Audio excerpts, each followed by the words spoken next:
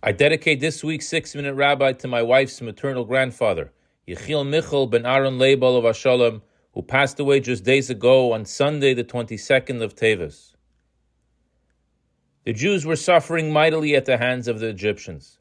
God tells Moses to go to the Pharaoh and tell him to let my people go, let the Jewish people go. But instead of listening, the Pharaoh not only denies his request, he intensifies the backbreaking slave labor and torture. A group of Jews tried to speak with the Pharaoh to ease up a little bit on the torture, to ease up a little bit on the backbreaking labor. Please go back to the level of torture as you had it before, as this is too intense to bear, they said. But the Pharaoh would not hear it. He sends them out of the palace empty-handed in fear. On their way out, these Jews encounter Moses, and they sharply rebuke him for getting involved. Not only did you not improve our lives as you promised, they say, but you actually made it much worse. In the Talmud's tractate Sanhedrin on page 111a, Rabbi Elazar, the son of Rabbi Yossi, relayed the following. Once I came to Alexandria in Egypt, where I found an old Egyptian man, and he said to me as follows, "Come, let me show you what my ancestors did to your ancestors. Some of them they drowned in the sea. Some of them they killed with a sword. Some of them they crushed by immuring them in the walls of the buildings." It is on account of this horror that Moses turns back to God and says, "Why have you done evil to this people? Why have you sent me? Ever since I came to the Pharaoh to speak in your name, he has done evil to this people, and you, God, did not rescue them." To which God responds in the opening words of this week's Torah portion, God spoke to Moses and he said to him, "I am the Lord. I appeared to Abraham, to Isaac, and to Jacob with the name Almighty God.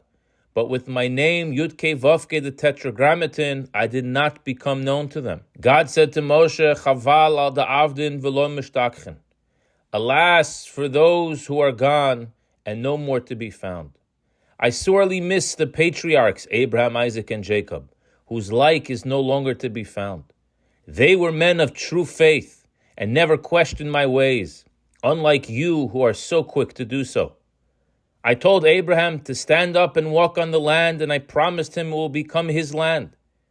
Then his wife dies many years later, and he couldn't even bury her on the land without paying a massive sum of money. Yet, still he did not question my ways. I told Isaac, "Sojourn in this land, and I will be with you and I will bless you." Subsequently, his workers were dehydrated. They were looking for water to drink, but couldn't find any. Still, he did not question my ways. To Jacob, I said, "The land in which you are lying, to you I will give it." Subsequently, he tried to find a place to pitch a tent, and he couldn't find one. He had to purchase land for 100 kesita. Yet, he still did not question my ways. Never in history did any of the patriarchs say to me, "What is your name?" By contrast, you, says God to Moses, the first thing you did was ask me my name. And now you question me and make a statement that you have not rescued your people? You will see what I will do to the Pharaoh, but you will not merit to see what I will do to the 31 kings currently ruling the land of Canaan.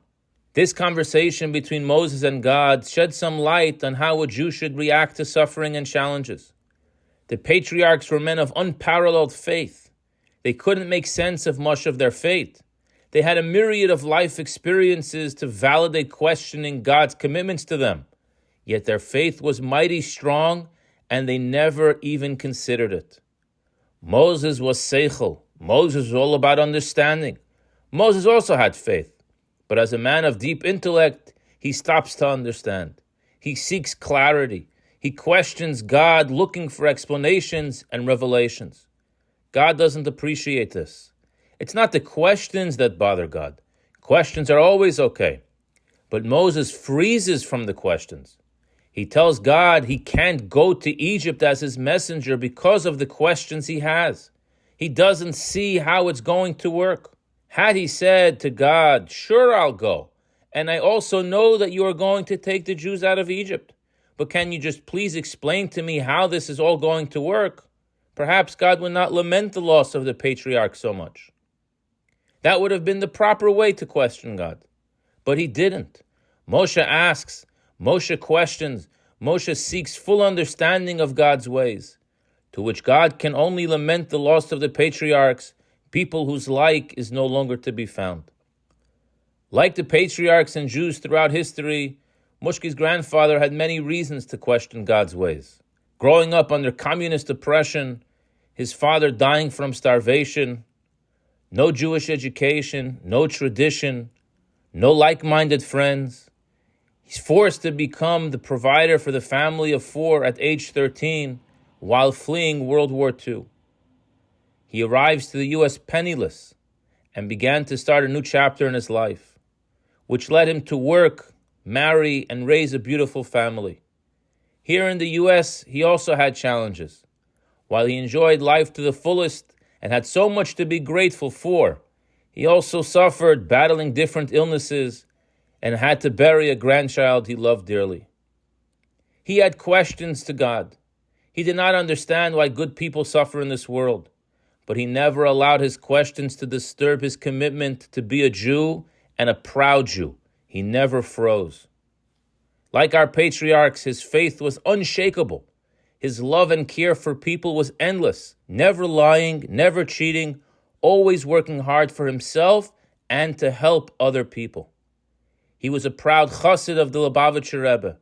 Chaval al da'avdin v'lo mishtachin. Alas for those who are gone and no more to be found. They just don't make them like that anymore. The questions keep piling up and getting stronger by the day.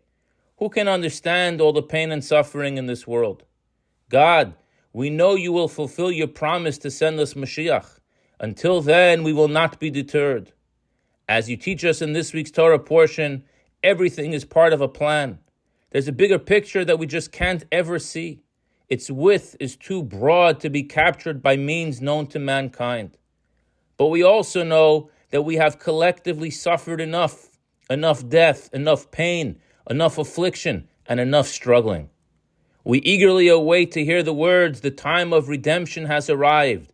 May it happen without delay. I wish you a good Shabbos.